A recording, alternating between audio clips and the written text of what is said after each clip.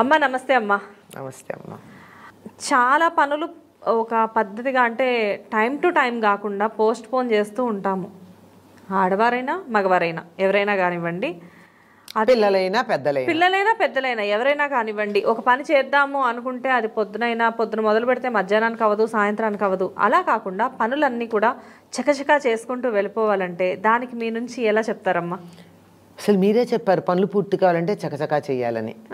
ఆ చకచకా చేయడంలో కూడా కొంతమంది చేస్తూనే ఉంటారు, అస్సలు కూర్చోరు, చీమ తిరిగినట్టు తిరుగుతూనే ఉంటారు. ఏ రకంగా అయితే చీమ కంటిన్యూస్గా తిరుగుతూనే ఉంటుందో విశ్రాంతి లేకుండా, అట్లా తిరుగుతూనే ఉంటాయి కానీ పనులు అవ్వవు కదా. అవును. కొంతమంది అసలు కదిలినట్టే ఉండరు, ఎప్పుడు చూడు మడతన్నలా కానీ పుస్తకంలాగా, లేకపోతే అప్పుడే చాకలు తెచ్చినటువంటి స్త్రీ చీరలాగా చక్కగా ఉంటారు కానీ పనులన్నీ తెవులు ఉంటాయి. అవును. ఏమిటి కిటుకు అంటే, ఈ పని చెయ్యడంలో ఒక కార్యక్రమము అన్నది ఒకటి ఉంది. కార్యక్రమము అంటే పని చేయడంలో ఒక పద్ధతి, ఒక ప్రొసీజర్, ఒక తీరు దాంట్లో అవుతాయి. ఇప్పుడు ఉదాహరణకి వర్కింగ్ డేస్ అనుకోండి, 9 తెములుతారండి ఆడ మగ పిల్ల పెద్ద అందరూ. హాలిడే అనుకోండి, 10 ఎవ్వరూ తెమిలినట్టే ఉండరు. అట్లానే ఏమన్నా కూర్చున్నారా అంటే ఏదో కొంతమంది కూర్చుంటారేమో కానీ మిగిలిన వాళ్ళు ఎవరు కూర్చున్నట్టుగా కూడా అనిపించదు, చేస్తున్నట్టే ఉంటారు. పోనీ ఏమన్నా ప్రత్యేకంగా రోజు కన్నా ఎక్కువ పని చేశారంటే అది కాదు.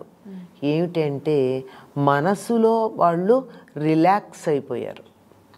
ఇవాళ నేను విశ్రాంతి తీసుకోవాలనే ఒక విషయం ఫిక్స్ అయింది మనసులో. ఆ ఫిక్సేషన్ వల్ల అదంతా అలా నెమ్మదిగా, తొందర ఏమిటి అనే భావన ఒకటి ఉంటుంది, దానివల్ల నెమ్మదవుతుంది. అంతకన్నా మరొక కారణం కాదు. అయితే దీనికి కొంతమంది పాపం అది వర్కింగ్ డే అవని హాలిడే అవని తొందరగా తెమలేకపోతారు, ఎప్పుడూ ఆలస్యమే. ఇంట్లో పిల్లలు నాకు స్కూలుకు టైం అయిందని గొడవ పెడుతూ ఉంటారు, ఈవిడ ఆఫీస్కి లేటుగా పెడతారు, భర్త ప్రతిరోజు నాకు ఆఫీస్కి నీ వల్ల లేట్ అయిందంటూనే ఉంటాడు. అఫ్కోర్స్ ఆయన ఏం సాయం చేయడానికో, చేస్తే అది వేరే మాట. అది ఇలాంటివన్నీ జరుగుతూ ఎందుకుంటాయంటే చేద్దామనుకున్నటువంటి పనికి ఒక క్రమ పద్ధతి లేదు. ఉదాహరణకి ఒక చిన్న ఉదాహరణ చెప్తా ఆడవాళ్ళ విషయంలో. ఉదాహరణకి స్టవ్ వెలిగించి మూకుడు పెట్టి నూనె వేసి అప్పుడు పోపు సామాన్లు వెతుక్కుంటారు. తీరా చేస్తే అందులో ఆవాలో జీలకర్ర లేదు, ఇంట్లో ఉన్నాయి, ప్యాకెట్ కట్ చేసి ఇందులో పోయాలి, ఈ లోపల మాడిపోదు అది. అందువల్ల స్టవ్ ఆపుతారు. ఈ వెలిగించటం ఆపడం అనేటటువంటిది పొద్దున 1 నిమిషం కూడా కౌంట్ అవుతుందా అవదా?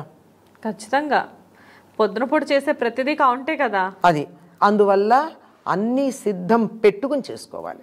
ఏమేం చెయ్యాలి, చాలామందికి త్వరగా తెమిలేటటువంటి వాళ్ళ ప్రణాళిక గనక చూసినట్టయితే రేపు మనం ఏం చేసుకోవాలి అన్న దాన్ని వీలైనంత వరకు ముందు రోజు ఆలోచన చేస్తారు. ముందు భౌతికంగా చేయడం కన్నా ఏ పనైనా మానసికంగా చేసేయాలి. ప్రణాళిక, ఓ బ్లూ ప్రింట్ తయారవ్వాలి. ఇదిగో ఇది వండాలనుకుంటున్నాం, ఇది చేయాలనుకుంటున్నాం, ఇది ముందు ఇది తర్వాత, అది తర్వాత. వంట ఏది ముందు స్టవ్ మీద పెట్టాలి, ఏది తర్వాత పెట్టాలి, ఏది ఎక్కువసేపు ఉడుకుతుందో దాన్ని ముందు పెట్టుకోవాలి నెమ్మదిగా, త్వరగా అయిపోయేదాన్ని తర్వాత. ఇది ప్లాన్ ఉండాలి కదా. లేకపోతే త్వరగా అయిపోయేదాన్ని ముందు పెట్టి పక్కన పెట్టేసాం, అది చల్లగా అయిపోతుంది. నెమ్మదిగా అయ్యేది పెట్టాము, ఆఫీస్ టైం అయిపోయినా అది ఉడకదు. అంటే ఇది ఉదాహరణ. వంట అయితే బాగా అర్థమవుతుందనే ఉద్దేశంతో చెప్పా. అట్లాగే ఇందులో పూజా భాగం ఉంటుంది, ఈ ఇంటి పనులన్నీ ఇందులో భాగంగా ఉంటాయి.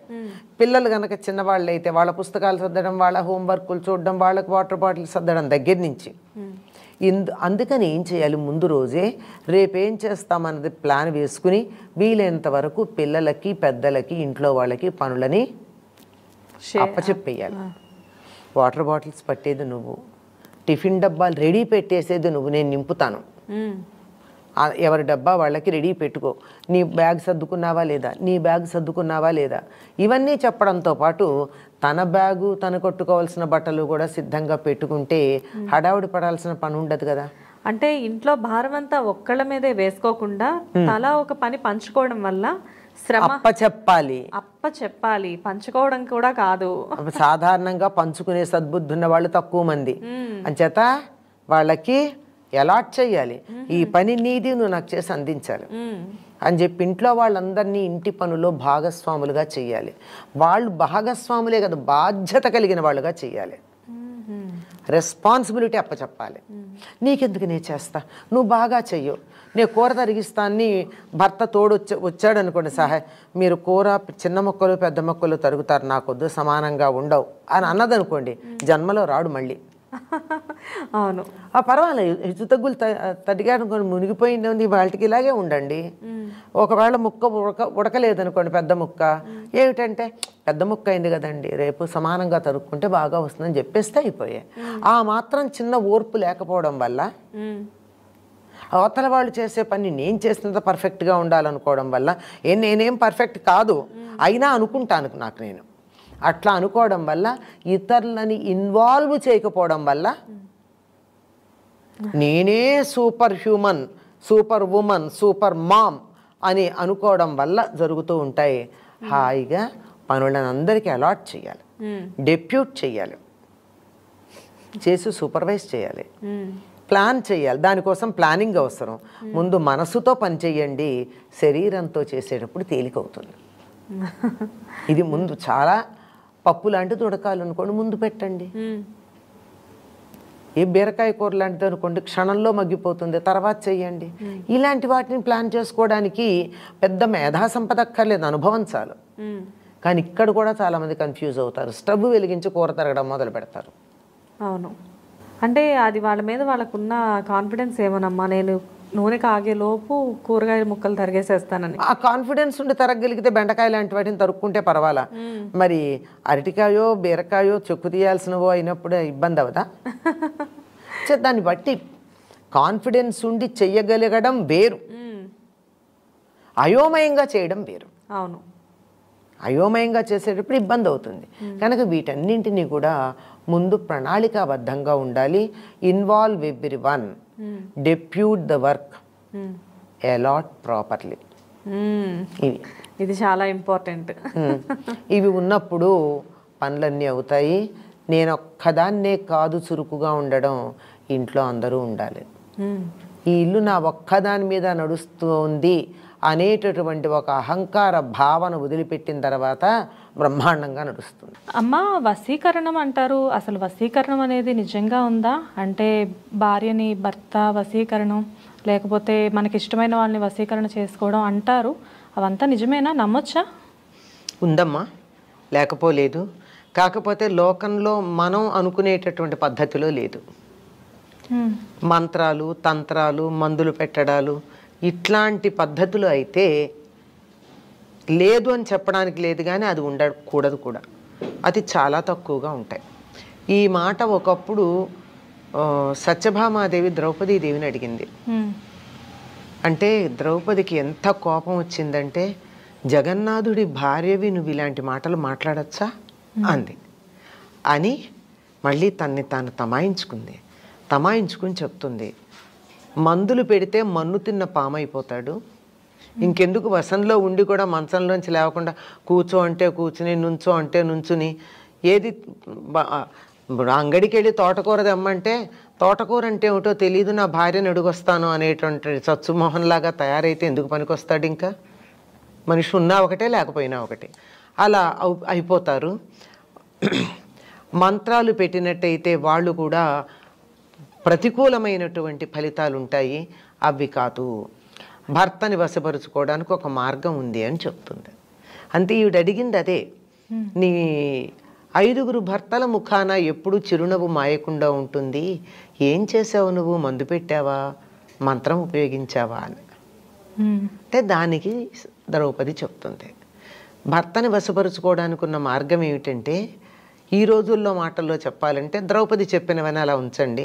ద్రౌపది ఏం చెప్పిందంటే, వాళ్ళ ఇంటికి వచ్చేప్పటికి నేను చిరునవ్వు నవ్వుతూ పలకరిస్తాను, వారికి కావాల్సిన సేవలన్నీ చేస్తాను, తల్లిలాగా భోజనం పెడతాను, ఇంటి వ్యవహారాలేవి వాళ్ళకి ఇబ్బంది కలిగించకుండా అన్నీ నేనే చూసుకుంటాను. ఎందుకంటే రాజపరిపాలన చేయాలి వాళ్ళు. ఆ పరిపాలనకే వాళ్ళకి అప్పచెప్పి ఇల్లు మేనేజ్మెంట్ అంతా నేనే చూసుకుంటానంది. అంటే ఒకప్పుడు ఆడవాళ్ళు ఏం చేసేవాళ్ళో మనం అర్థం చేసుకోండి. పని వాళ్ళకి జీతాలు ఇవ్వడం, దాసదాసీ జనాలు, వీళ్ళ వ్యవహారాలన్నీ నేనే చూసుకుంటా. అప్పట్లో మొత్తం అంతా ఆడవాళ్లే చూసుకునేవారు. మరి ఇంటి పెత్తనం అంతా ఆడవాళ్ళదేనండి, వదులుకుంటే తప్ప. ఇంటికి మహారాణులు వాళ్ళు. ఇప్పుడు కూడా అలాగే నడుస్తుందంటారా అమ్మ? అది నడుపుకోవడం చేతైన వాళ్ళ చేతుల్లో ఉందమ్మా. సత్యభామలాగా పిచ్చిమొహాలు అయితే కుదరదు, ద్రౌపదిలాగా సమర్థులైతే కుదురుతుంది. అది ఇప్పుడు ఎంతసేపు తన అందచందాలతో భర్త నా మాటే వినాలి అనుకుంటూ, నా తెలివితేటలు ఎంత, నేనెంత, నా మాట వింటే ఏం బాగుంటుంది, వాళ్ళు వాళ్ళల్లాగా ఉండాలి, నాకు అనుకూలంగా ఉంటే చాలు అని రాజవ్యవహారాలన్నీ మానేసుకుని కృష్ణుడు సత్యభామ కొంగుపట్టు కూర్చుంటే ఏం పనికొస్తాడు? అంతే కదమ్మా. నా భార్య అంటే నాకు చాలా ఇష్టమని ద్రౌపది దగ్గరే పాండవులు కూర్చుని ఉంటే రాజవ్యవహారం ఎలా నడుస్తుంది? ఎవరి వ్యక్తిత్వం వాళ్ళకు ఉండాలి, ఎవరెంతటి వాళ్ళు సమర్థులుగా వాళ్ళు ఉండాలి, ఒకరినొకరు గౌరవించాలి, ఒకరి పట్ల ఒకళ్ళు ప్రేమాభిమానాలు కలిగి ఉండాలి. అలా ఉండడానికి తగిన వాతావరణం కల్పించగలగడం అనేది ప్రధానం. అన్నింటినీ మించి ఇంకొకటి ఉంది. ఇవన్నీ చేయడంతో పాటుగా మా అత్తగారిని చాలా బాగా సేవ చేసుకుంటాను అంది. తన తల్లిని గౌరవించినంత కాలం ఏ పురుషుడైనా తన భార్య పట్ల ఇష్టం కలిగి ఉంటాడండి. నాకు అత్తగారు అక్కర్లేదు, భర్త కావాలి అంటే, నీకు ఈ భర్తనిచ్చింది ఎవరు? అత్తగారే కదా. ఆవిడ లేకపోతే ఇతను ఉండేవాడా? లేదు. ఆ మాత్రం ఆలోచించుకోవాలి కదా. అందుకని కుటుంబ సభ్యుల్లో ఎవరికి ఏదైనా ఉన్నా దానిని, ఎవరికి ఏ అవసరం ఉన్నా దానిని చూడగలిగినటువంటి వాళ్ళ మాట ఎవరైనా వింటారండి. ఇంట్లో ఎవరి మాట వింటారు? ఎవరైనా ఎవరు మనకి అనుకూలంగా ఉంటారో వాళ్ళ మాట వింటారు, ఎవరు మనకి సహాయం చేస్తారో వాళ్ళ మాట వింటారు. వీళ్ళ మాట వినడం వల్ల నాకు ఉపయోగం ఉంటుంది అనుకున్న వాళ్ళ మాట వింటారు. ఆ రకంగా ఉండాలి. కానీ నేనేమీ చెయ్యను, అందరూ నాకే చెయ్యాలి అనుకుంటే కుదరదు. భర్త తనకు వశుడై ఉండాలి అంటే మొట్టమొదటి చేయాల్సింది అత్తగారిని ఆకట్టుకోవాలి. మొదటిది. పాపం పిచ్చి పిల్ల అని అనుకుంటుందన్నమాట ఆవిడ. నా కోడలికి ఏం తెలియదు అని, నా కొడుకుని తన కొంగును కట్టుకోలేదు, నాకే వదిలేసింది అన్న భావన అత్తగారికి కలగాలి. అది మొదటిది. అలా చెయ్యక్కర్లా, ఆవిడకి ఆ భావన కలిగేటి చేసినా చాలు. అంతే కదా? అంతే మేడం. అంతే. అలా చెయ్యొచ్చు. అయిన తర్వాత అతడికి కావలసినటువంటి అవసరాలు కొన్ని తీర్చాలి. ఎందుకు అంటే, ఏమిటి ఆడవాళ్ళు దాసి ఇలా చేయడానికి అని అడుగుతారు. కాదు, మగవాడు చాలా బలహీనుడు. ఆకారం పెద్దది ఉంటుంది కానీ చాలా బలహీనుడు మానసికంగా. ఎప్పుడూ ఎవరో ఒకళ్ళ మీద ఆధారపడి ఉంటాడు. చిన్నప్పుడు తల్లి మీద, పెద్దయ్యాక భార్య మీద. మీరు గమనించినట్టయితే మామగారు కోడల్ని ఎక్కువ ప్రేమగా చూసుకుంటారు, కోడల మీద ఆధారపడతాడు. అవును, అత్తగారి కన్నా మామగారు. ఎందుకంటే ఒక స్త్రీలో ఉన్న మాతృత్వం కోసం వాళ్ళు ఎదురు చూస్తూ ఆధారపడతారు స్త్రీల మీద. వేరే రకంగా కాదు, అన్నం పెట్టేది వాళ్లే కదా. అవును. ఆ విధంగా కనుక అవసరం జాగ్రత్తగా గమనించుకుని వాళ్ళకు అనుకూలంగా కనుక ఉన్నట్టయితే బాగుంటుంది. అంటే వాళ్ళు సమర్థులైతే. సమర్థులు కానప్పుడు, అందరూ సమర్థులుగా ఉంటారని చెప్పలేం, పాండవులంత సమర్థులుగా అందరూ ఉండకపోవచ్చు. అట్లాంటప్పుడు తానే నాయకత్వం వహించి వాళ్ళు తను అనుసరించి ఉండేటట్టుగా ప్రేమగా చూసుకోవాలి. అక్కడ అహంకారం ఉండకూడదు. ప్రేమకి వశపడని వాళ్ళు ఎవ్వరూ లేరండి. వశీకరణ అంటే ఏది కాదు, ప్రేమే. ప్రేమకి వశపడని వాళ్ళు ఎవ్వరూ లేరు. భగవంతుడి దగ్గర నుంచి పసిపిల్లల దాకా, జంతువుల దగ్గర నుంచి పక్షుల దాకా, అందరూ పాముల దాకా కూడా ప్రేమకి వశపడతాయి.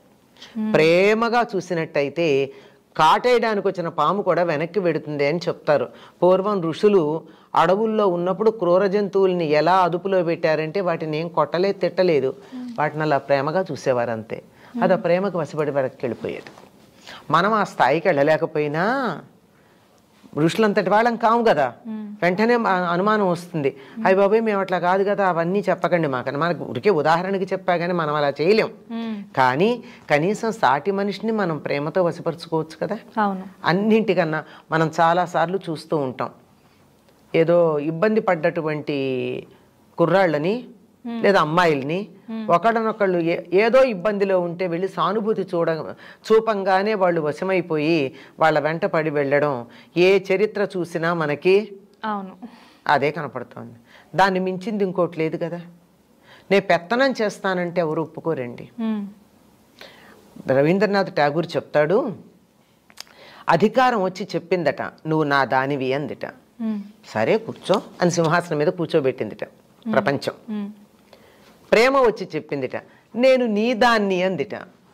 ఇంటి పెత్తనం ఇచ్చేసింది. రెండూ ఒకటే, మాటల్లో తేడా.